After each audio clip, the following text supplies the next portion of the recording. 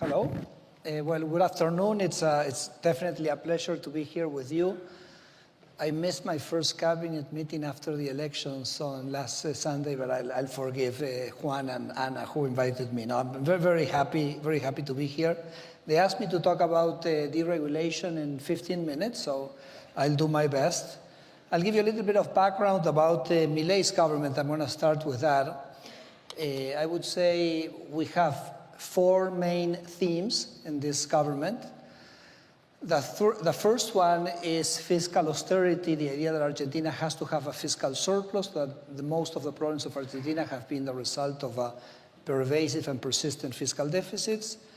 A very strong respect for property rights as a second idea. Economic freedom, which is the deregulation agenda, as a third idea. And then, of course, the president has an agenda on security and international relations, which is a strong alignment with the US, with Europe, and with Israel. So I'm gonna focus on the fiscal adjustment and on the deregulation because I think it's quite interesting. As you can see in this slide, we inherited a fiscal deficit of around 5% of GDP, and we achieved a fiscal surplus in 1 month. A reduction of government expenditure of 30%. The president has kept a fiscal surplus throughout the last 2 years. Now Argentina is one of the 5 countries in the world which has a fiscal surplus. And the president is totally committed to this objective. And I think the idea that the way that Milei implemented this fiscal adjustment challenges our view on fiscal policy on, I would say, 3 different grounds. The first one is how fast and how much you can do. Because when we came to the government, people said, well, maybe you can do 1% per year, and then over 4 years you can adjust it. And he said, no, 1% per year, no. We're going to do 5% in 1 month. And for that, you need to think a little bit out of the box, touch things that maybe you thought were untouchable, but then when you touch it, nothing happens, okay? So I think that is how much and how fast is kind of perhaps one provocation and one thing that he forces us to think about. The second is that there's, I would say, like a common wisdom that if you do a fiscal adjustment, you're going to have to pay an output cost. And with the president, we didn't think that was true at all, because when every penny, every dollar, every peso that the government spends is a penny or a dollar or a peso that the taxpayer has to pay. So when you reduce government expenditure, you're actually reducing the amount of taxes that people pay. So why should that be recessionary? Yes, the government is going to spend less, but then people are going to spend more. In fact, in the first year, the year in which Javier Milei did this adjustment of 5% of GDP in fiscal in government expenditures, the output expanded by 6%. By the way, I have to say that several Italian economists, Alberto Alesina, Francesco Giavazzi, who had studied fiscal adjustments in Europe, had already found that fiscal adjustments which are implemented through a reduction of government expenditure are expansionary. So I think we have to be careful with the argument, don't do a fiscal adjustment because you're going to pay an output cost. If the fiscal adjustment is done through a reduction of government expenditure, it's most likely to be expansionary. And the third, which I think is the most interesting, is that people say don't do a fiscal adjustment because you're going to become unpopular. And we say, how can you become unpopular if you're reducing taxes on people? Actually, fiscal adjustment is the most popular thing that you can do because fiscal adjustment, maybe it's unpopular for the politicians, which got the money from the people and were deciding how to spend people's money. But giving back that money to people, that certainly is very popular. In the case of Argentina, this 5% reduction in government expenditure implied, for example, that we eliminated the inflation tax because we eliminated the deficit, we eliminated the money printing, which was financing the deficit, and that allowed us to move 12 million people above the poverty line in just 1.5 years. So again, kind of another thing that I want to share with you is fiscal adjustment, maybe the most popular thing that you can think out. So I think that's kind of interesting. Let me move to the second point, which is deregulation or economic freedom. When we were discussing the name of the ministry with President Milei, he said, well, maybe we can think about a ministry of modernization. And I said, no, Javier, because the state never modernizes. The state pushes us backwards. So it would be a backwardation ministry. So we can't use that name. And then we came up with the name of deregulation, which, as Anna said earlier today, is not simplification. Because the president says, never, he told me, never think of simplifying a process without asking yourself first if that process should exist or not. Okay, so go to the deeper question, ask yourself if this thing needs to be there or not, and then you can start doing your work. And perhaps one thing that I want to mention is that when you do deregulation, actually deregulation is very beneficial for all companies for all business, for all activity, economic activity, but it's particularly beneficial for small firms, because you should think of regulation as a fixed cost. And maybe for Banco Santander, it's not such a big problem to have the regulation. They actually can deal with 100 Quijotes, okay? But for a small, imagine for a small firm which is trying to set up the business, and they say they throw the 100 Quijotes on the table and say, now you have to deal with this, okay? It's absolutely impossible. And also deregulation is the most anti-corruption policy that I can think of, because each regulation is an opportunity for corruption, okay? Now, what I want to share with you is I want you to think with me, what is the reason for regulation? And you may think that regulation is the result of a central and benevolent central planner thinking how to do good to society. Well, I think nothing further from the truth. I think regulation is most of the time the result of interest of the bureaucracy or the result of interest of economic power that use the state to build a regulation which protects interests. So I think the baseline is not to think that regulation is good. I think the baseline should be to think that regulation is bad, or at least, I mean, I come from Argentina, and Argentina is pretty much messed up than Europe and everything, so I don't know how much this extrapolates. But I want to challenge your intuition on this with one example, which is that dramatic difference that we find in our belief on the need for civil liberties and the belief that we have for economic liberties. So let's think of one contract which is very fundamental for people over their lives, which is marriage, okay? It's an important contract, okay? You signed during your life. So because we believe in civil liberties, we tend to think that the state has no say in telling us who we should marry. The age of the people we should marry, being of age, correct? The sex of the people we should marry, the wealth of the people that should marry, the character of the people that we should marry, that is an individual decision. So now let me propose to you an alternative definition for the marriage market. So in this definition, alternative setup, there's going to be a registry of potential brides and grooms, okay? So you have to register in a list, oh, I want to get married, oh, I want to get married. Then, because this is such a fundamental contract that you can't let people to decide on this on their own, it's kind of too dangerous to let them do that, the government is going to create an agency to generate matches. And there's going to be a government agent which kind of does the matching between the people. And if this matching agent paid by the government, or you have to pay to this guy, achieves a match, then you have to abide by a contract which tells you, written by a bureaucrat, which tells you who washes the dishes, who takes the kids to school, etc., etc., etc. Okay? Okay, we would say this is totally absurd, correct? Totally insane. And we're talking of a contract which is very fundamental. Yet, if I want to buy insurance, that's the setup I have. But buying insurance is an adult trying to reduce their risk. And we say you can only do it if you buy insurance from someone which is in this registry. You're going to have to hire an insurance producer, which is a guy authorized by the state to teach you and protect you how you contract insurance, and then you have to abide by a contract written by the Superintendency of Insurance of what this insurance contract looks like. And I say, why? Why for marriage? We think that it's something that we have to decide freely, and of course, a lot of people may fail in this decision, correct? But if we want to do insurance, which is a contract to reduce risk, we think we have to put all this regulation on top of it. It just doesn't make any sense to me, okay? So that's kind of just to get us thinking, okay? is it really, we need regulation on all these things? Okay.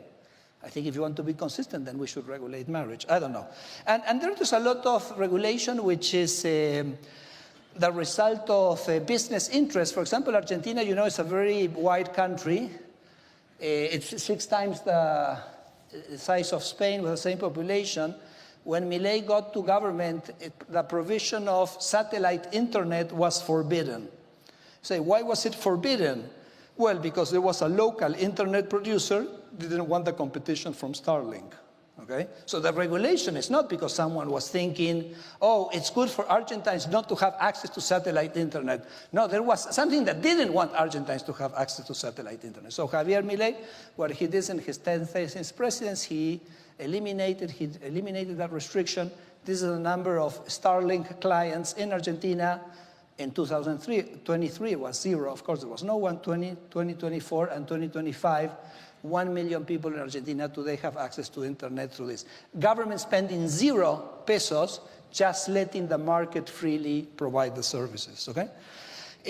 Now, let me just, because I have only 3 more minutes left, so let me just say that in order to generate, I'm going to give you a couple of examples, but before that, before we pushed with the deregulation agenda, we worked 2 years before Milei became president in a process where we reviewed all the laws of Argentina. I was a professor at the Universidad de San Andrés, so I sat with a team of 7 people and we started reading. And we classified the laws, and laws that should be okay, that are okay, laws that should be repealed, and laws that should be changed. Okay, and I developed a methodology to do this. The result was what you're seeing here. The pile on the left was the pile of laws that had to be eliminated. The pile on the right was the pile of laws that had to be changed. And, well, that was the change you had to do, in my view. And I think in politics, the person who wins the debate is the person that puts the paper on the table. You know, says, oh, this is what has to be done, and this is the way you do it. And I wanted to make sure that the president of Argentina, when he got into office, had the papers on the table, could execute, could act upon them. And then what these 2 piles of paper became 2 pieces of legislation was an executive decree that Milei launched his 10th days in government, which deregulated ample sectors of the economy. I'll give you a few examples in a minute. And then the second was a basis law that we discussed for 8 months in Congress and also implemented an additional number of deregulations. If you count the number of articles in the laws, in resolution, in dispositions, which eliminate things that people have to do, which the government was asking them to do, we're at the count of 10,000 deregulations, things that we have eliminated, okay?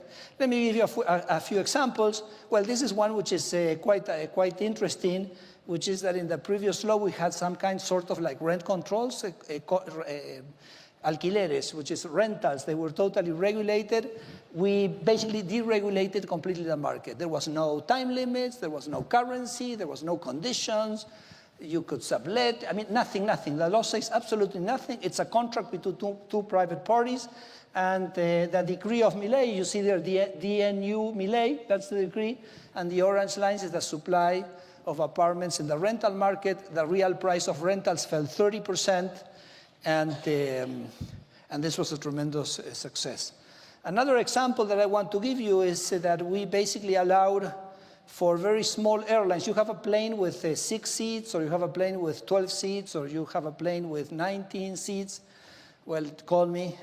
I'll allow you to run an airline, and then you can start connecting cities. And now 1 million people in Argentina have access to a commercial flight in relatively middle small cities, which when Milei came to government didn't have access. So, and these are the connections that you see of, which are new connections in Argentina. Let me give you 2 more examples and then I'll finish. You know, Argentina has a beverage called yerba mate. I don't know if you've heard about it. It's like an energizant, like a substitute for Red Bull. Let me do a little bit of marketing for my country. Okay? And it's a very competitive industry, hundreds of producers, hundreds of brands, everything. So what does Argentina do when you have a competitive market? Well, you transform it into a monopoly, okay? This is the things the state do. This is what governments do. So they basically created an institute where all the producers could get together and then push the price up to twice the market price. And that's the way that we were drinking mate, which 96% of Argentinian families consume at twice the price. So Milei, in his executive decree, we eliminated the regulation on prices on yerba mate. The price of yerba mate fell 44%, so it's a very significant fall.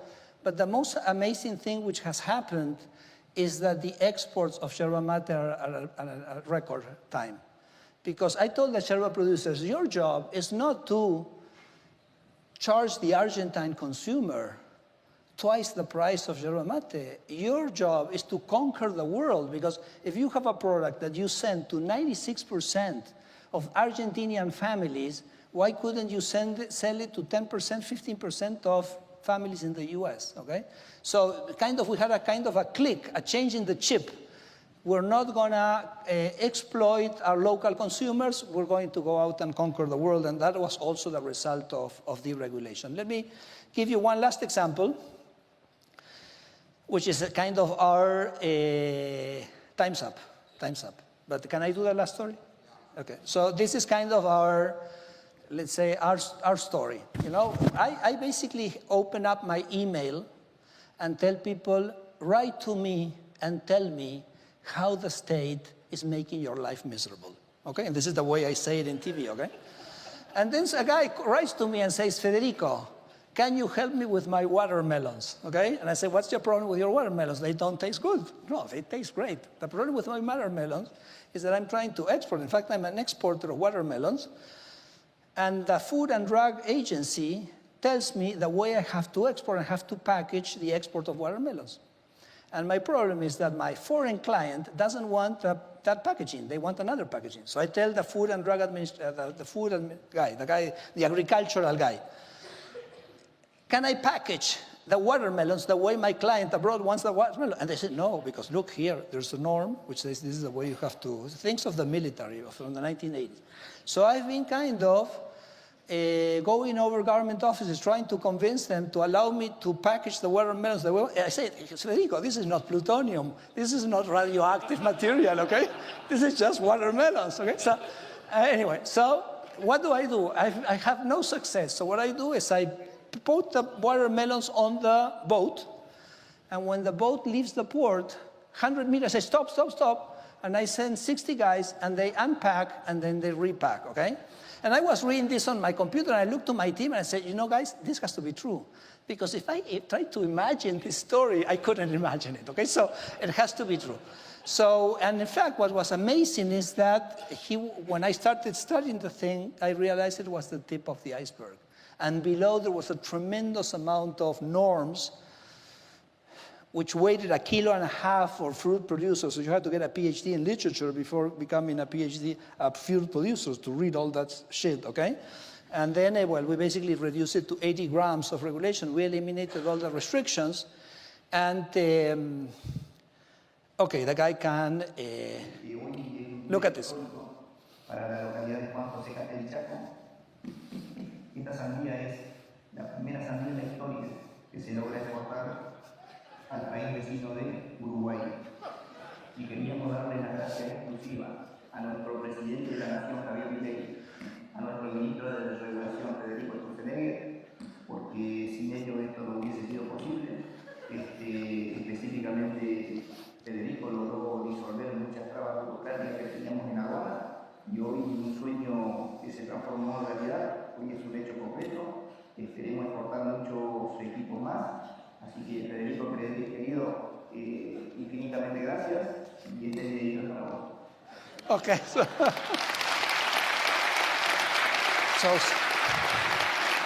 so small firms, big firms, this could not exist because of the intervention of the state. So that's why Javier Milei says, look, Maduro already used this. If not, your ministry should be called the Ministry of Happiness, okay? So anyway, so I hope I gave you a little bit of this video, by the way, was sent to me by this person last week, so I thought it would be fun to share it with you. But I say the agenda of the urgency of growth is the agenda of deregulation. That's what's going to generate growth.